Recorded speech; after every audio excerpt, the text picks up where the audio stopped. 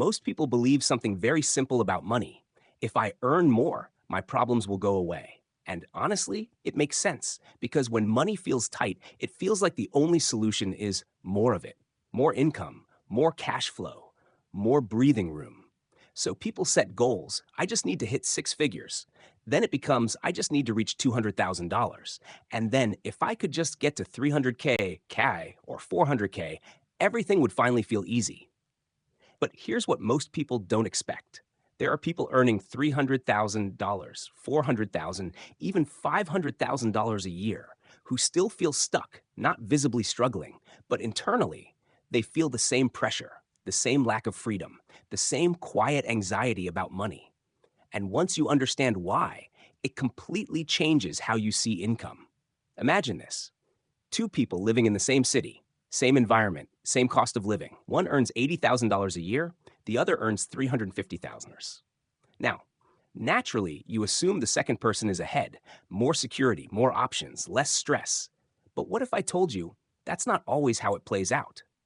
Because income doesn't automatically create stability, behavior does.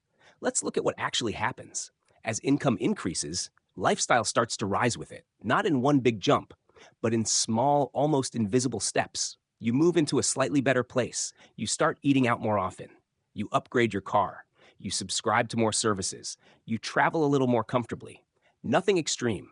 Nothing reckless. Every decision feels reasonable. You worked for it. You deserve it. And technically, you can afford it. But something else is happening at the same time. Something most people don't notice. Your normal is changing.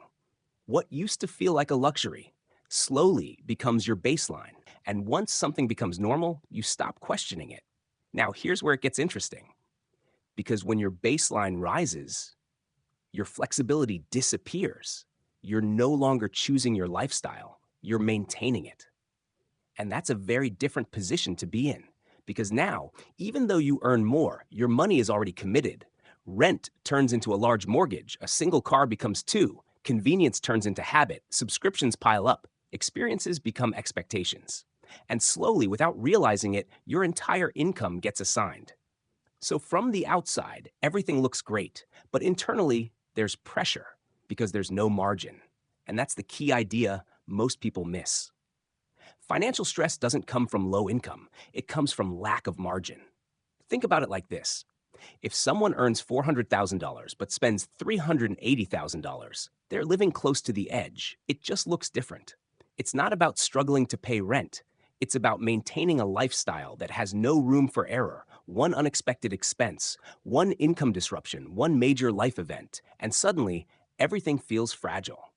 Now compare that to someone else. Maybe they earn less, but they operate differently. They don't upgrade everything immediately. They keep parts of their life stable. They allow a gap to exist. That gap is everything because that gap is where savings happen.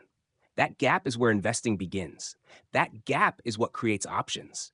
And over time, that gap turns into something powerful, not because of one big decision, but because of consistent behavior. Now, here's where things get even more interesting. Because if you look at people who actually build wealth, they don't behave the way most people expect. They don't always look rich. They don't always live in the most expensive neighborhoods. They don't constantly upgrade everything around them. In fact, many of them look surprisingly normal. Because instead of upgrading their lifestyle, they upgrade what they own. They invest in assets. They build long-term value. They focus on growth instead of appearance. And that creates a completely different outcome. Now, this doesn't mean they never spend or never enjoy money. That's not the point. The difference is intention. They choose where their money goes instead of letting their lifestyle decide for them. Because there's a subtle difference between spending because you decided to and spending because it's expected at your income level. Most people never notice that shift. They don't consciously choose their lifestyle. They grow into it, one upgrade at a time, one decision at a time, until one day it becomes difficult to reverse. And this is where the trap tightens, because once your lifestyle expands, going backwards feels like loss, not financially, emotionally. Driving a simpler car feels like a downgrade. Moving to a smaller place feels like failure. Cutting expenses feels restrictive, even if those changes would create freedom. So instead, People keep going, maintaining, upgrading, stretching, and the cycle continues. Now let's step back for a second, because this is where the real shift happens. The goal isn't just to earn more, the goal is to keep more. Because income alone doesn't build wealth, behavior does. You can double your income and still feel stuck. Or you can control your decisions and slowly build freedom. And over time, those two paths lead to completely different outcomes. One leads to higher income, but constant pressure. The other leads to stability, flexibility, and eventually real financial independence. So the real question isn't how much do you make? It's how much of it actually stays with you. Because that answer is shaping your future right now. And here's something to think about. If your income increased tomorrow, would your wealth grow with it, or would your lifestyle grow first?